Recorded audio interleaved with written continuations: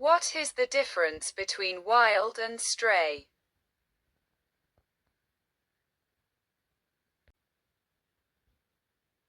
Wild animals are non-domesticated species that have never relied on human care, while stray animals are domesticated animals that were once cared for by humans, but now live without intentional human care.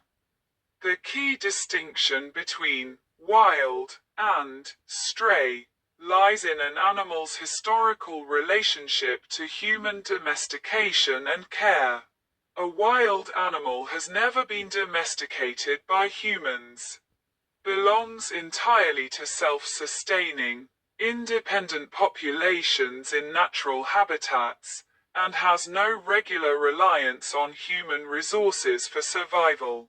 A stray animal, by contrast, is a domesticated species, such as a dog, cat, or farm animal, that was once owned or cared for by humans, but has become lost, abandoned, or escaped, and now live without intentional human care.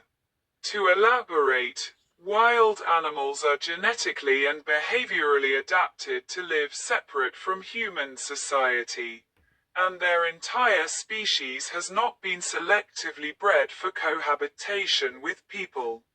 For example, a fox or a coyote is inherently wild, even if it occasionally enters residential areas to scavenge food.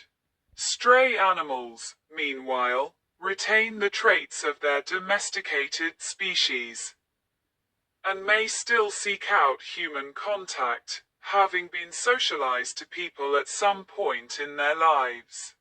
A feral animal, a term often confused with both, is a domesticated animal that was born and raised without human contact, making it distinct from both truly wild species and newly strayed pets.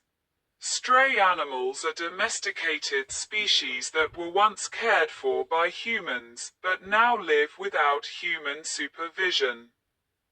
While wild animals are non-domesticated species that live independently of human care in their natural native ecosystems.